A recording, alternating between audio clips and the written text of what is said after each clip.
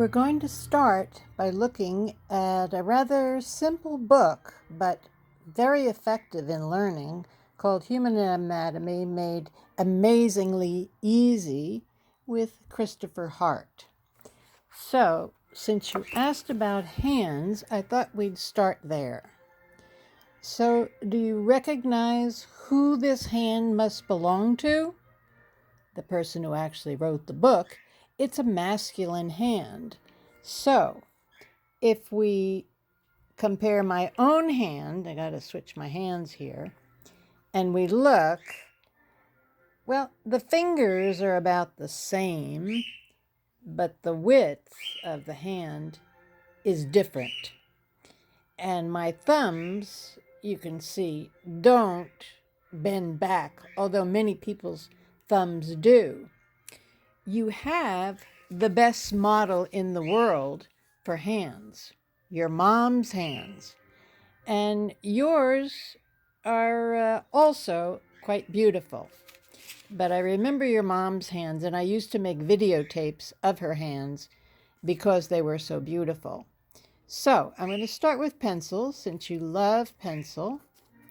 And if this were a woman's hand, it wouldn't be such a big, meaty thumb joint. So ours would be, as I said, I don't like pencils because they are very hard to work with. So I'll start with the chisel pen, one of my favorites. So you see the whole thumb.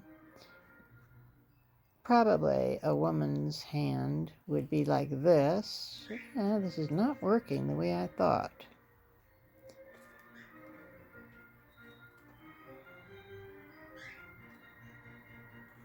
I'm just going to do a few indications as my paper keeps moving.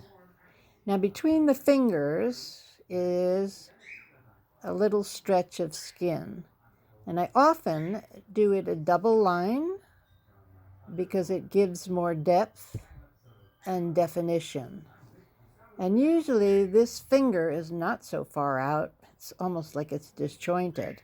So I would do something like this. And I love, when I draw hands, to have a little pinky sticking out like that.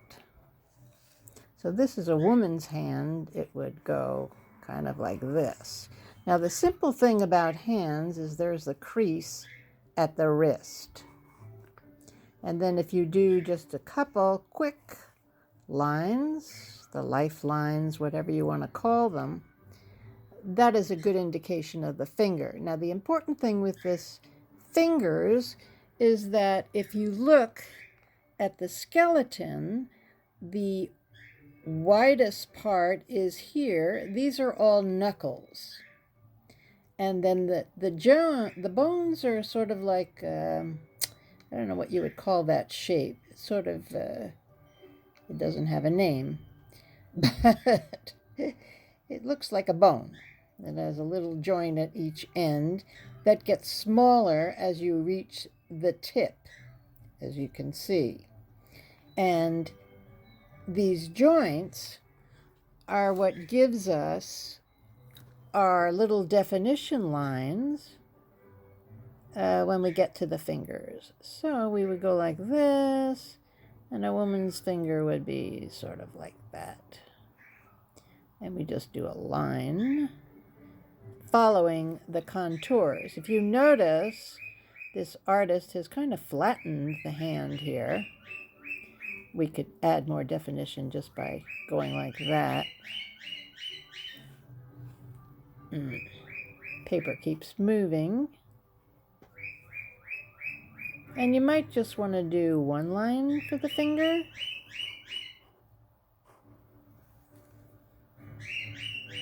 The same here.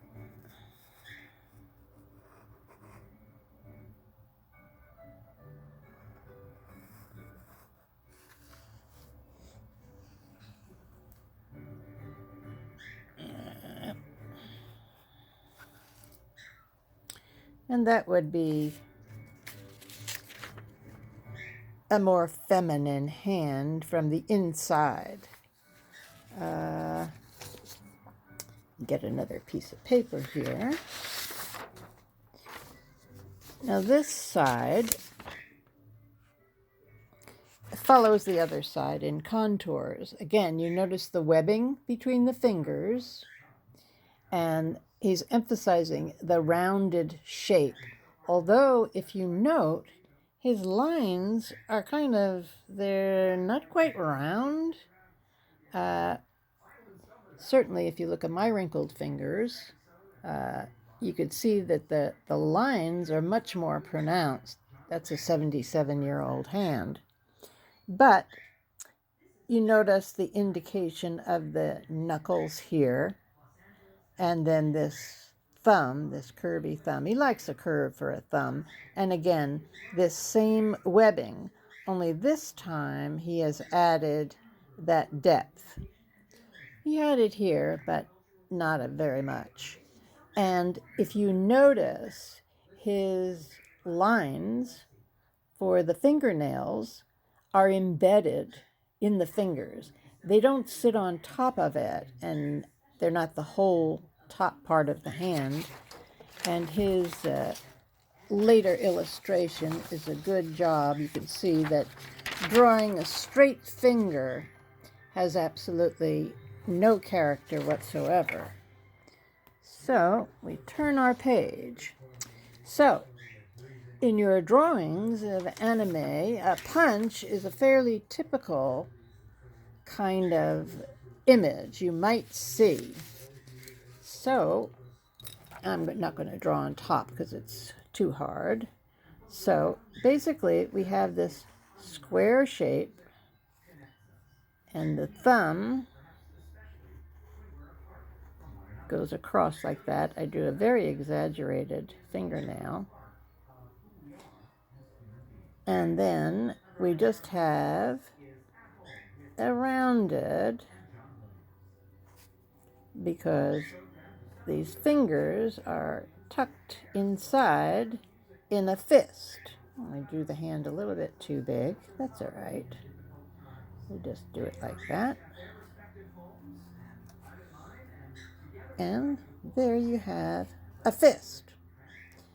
A rapid, quick fist, but nonetheless a fist. Easy. See? And this is one of my favorite style. In addition, I love to do one pinky out of a finger, and another one I like is the hand on the hip.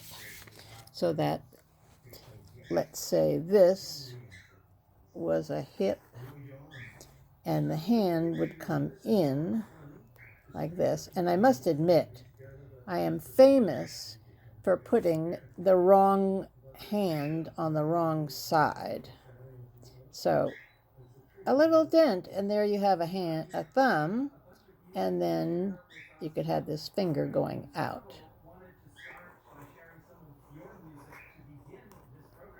So I use a lot of lines when I draw. And sometimes I exaggerate fingers quite a bit. So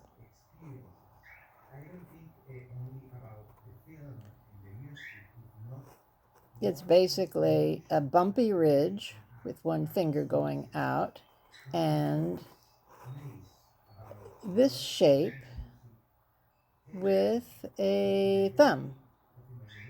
So you've got a hip here, and there's a waist here. So if we had an arm,